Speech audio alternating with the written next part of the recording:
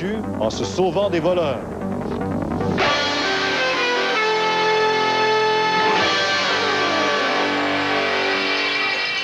Bonsoir, mesdames, messieurs. Je vais vous raconter une histoire invraisemblable. Écoutez bien ça. C'est celle d'un homme qui a l'âge d'être grand-papa et qui s'est porté au secours d'un petit enfant de 3 ans. Le petit garçon, retrouvé en pyjama, pieds nus dans la neige, en pleine tempête hier, le long du boulevard des Laurentides à Laval. Le petit garçon en question a été recueilli par un chauffeur d'autobus qui s'est confié à Régent Léveillé. Je m'en viens, puis un peu en avant de moi, je vois le petit bonhomme qui marche. Puis là, je diminue ma vitesse, je regarde, je vois qu'il est en pyjama, pieds nus-pieds. Il a beau passer 11 fois par jour dans ce secteur d'Auteuil, Louis Gauthier s'est précipité hier sur le petit garçon qu'il a aperçu en pyjama. J'ouvre ma porte, puis au moment où j'ouvre la porte, le petit bonhomme, il se lève les bras comme ça en voulant dire « Prends-moi ». Là, je l'ai pris, je l'ai rentré dans l'autobus, je l'ai assis là. Puis on lui a donné de la chaleur aux pieds, aux mains, là. Puis là, j'ai dit à des gens qui étaient assis là, j'ai dit « Occupez-vous-en, je vais me rendre au téléphone là-bas, on va faire venir la police ou puis une ambulance ». Le trajet vers la station Henri Bourassa a été retardé de quelques minutes, les passagers devenant complices. Tout le monde était comme dans l'état que j'étais moi, là, tu sais. Vous vous souvenez de ces conditions hivernales venues perturber une fois de plus la vie des Montréalais? Le chauffeur a posé la seule question possible dans les circonstances. Après que je l'ai assis sur le banc, j'ai dit « Où ta maman? » Il dit « Maman dodo ». J'ai dit « Où, maman dodo? » Il dit « Je ne sais pas ».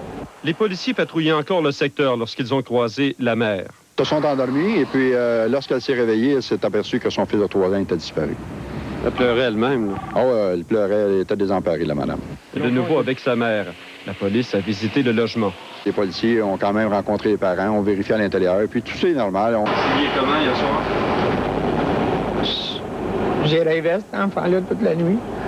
Remarquez bien que M. Gauthier a plus de motif que vous et moi de regarder les bancs de neige. Son beau-frère, lui aussi chauffeur, a été retrouvé mort gelé il y a exactement 2 semaines, le long d'une voie rapide, après avoir fait un infarctus en revenant du travail. Là, cette nuit-là, j'ai passé toute la nuit avec ça dans la tête. À Los Angeles, on a rêvé aussi la nuit dernière. On a plutôt cru que c'était un cauchemar, un mauvais cauchemar qu'on avait vécu. Mais non, Los Angeles maintenant, 36 heures après le tremblement de terre d'hier. C'est tant bien que mal que la vie reprend son cours normal. Ce sont de nouvelles secousses sismiques qui affolent la population. Et pendant que les recherches se poursuivent, le bilan, lui, s'alourdit. Au moins 34 morts, plus de 1800 blessés et des dégâts qui vont dépasser largement 7 milliards de dollars. Nous allons rejoindre dans un moment Richard Latendresse qui est à Los Angeles. Mais d'abord, Sylvain Drapeau nous dit qu'ils étaient plus de 20 000 à préférer la rue la nuit dernière à leur maison devenue trop fragile. Los Angeles a passé la nuit à la Belle Étoile. Des milliers de personnes n'ont eu d'autre choix que de dormir sur les trottoirs ou dans des parcs envahis de sacs de couchage. La plupart des citoyens ont respecté le couvre-feu. Mais pour éviter le pillage, on a fait appel à 1500 soldats de la Garde nationale.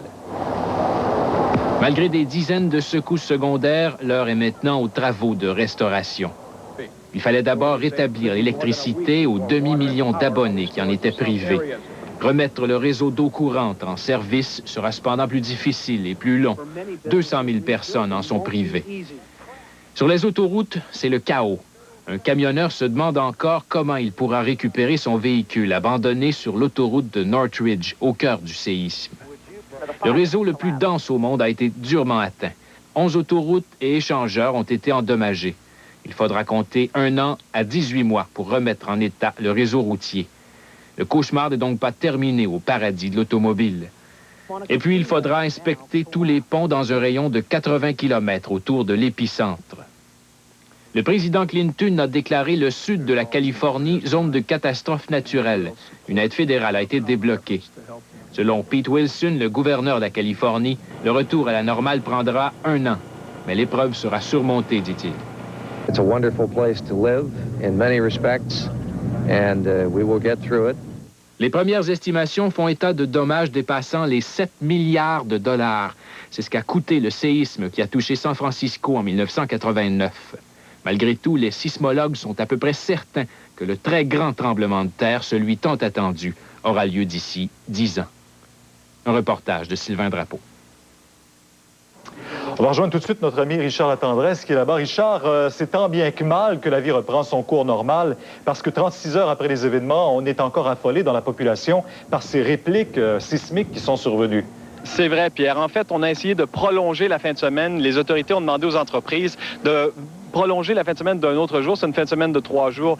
Là, on a voulu en faire une de 4 jours pour désengorger les autoroutes parce qu'ici, on a beaucoup de problèmes de circulation. C'est vrai que les répliques rendent la vie extrêmement difficile. Les répliques qu'on pensait s'amenuiser petit à petit, mais c'est pas du tout le cas. Il y en a de plus en plus fortes. Ce matin, on en a eu une de 4,7. C'est quand même très fort. Et elle cause de plus en plus de dommages. Derrière moi, par exemple, c'est un centre commercial. Oui. Hier soir, on est venu le voir. Ce centre commercial était déjà en très mauvais état. Eh bien, au cours de la journée, ça n'a fait qu'empirer. Les murs se sont effondrés. On voit une poutre de béton qui pend. De l'autre côté, dans le parking, c'est la même chose. Il y a un parking qui s'est effondré et c'est un peu partout pareil. Ce qui explique un peu pourquoi les gens ont préféré passer la nuit à l'extérieur, par exemple, plutôt que d'entrer dans des maisons devenues trop fragiles. Exactement. En fait, la plupart des maisons, ou au moins une maison sur 2, est lézardée. Alors, inévitablement, les gens ont peur de rester à l'intérieur. On est allé voir une famille de classe moyenne, une famille tout à fait normale. Ces gens-là, la structure de leur immeuble, la brique, le bois, tout a travaillé. Mais en plus de ça, les livres sont tombés, la vaisselle, tout a été brisé.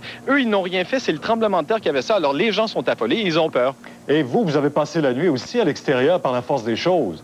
Ben oui, parce que dans notre coin, il n'y a plus d'électricité, il n'y a plus d'eau potable, il n'y a pas de gaz, il n'y a rien. Ce qui fait tous les restaurants sont fermés et tous les hôtels, aussi à cause du couvre-feu. On a dormi dans recevoir une grande marque de reconnaissance de la part du pape Jean-Paul II, qui lui a accordé le titre de Monseigneur en faisant de lui un prélat d'honneur. Né à Trois-Rivières en 1927, Monseigneur Thompson cumule dans le moment les fonctions de maître de chapelle à la cathédrale de Trois-Rivières et de directeur de l'école des petits chanteurs de Trois-Rivières également. La musique et particulièrement la musique sacrée a toujours été une passion pour lui. Il possède d'ailleurs une licence en chant grégorien de l'Institut pontifical de musique de Rome. Il a de plus complété un doctorat en musique sacrée. Comme il voulait partager sa passion pour la musique, il a fondé en 1966 l'École des petits chanteurs. Il a aussi enseigné l'histoire de la musique au Conservatoire de Trois-Rivières. Homme très investissement pour procurer du capital de risque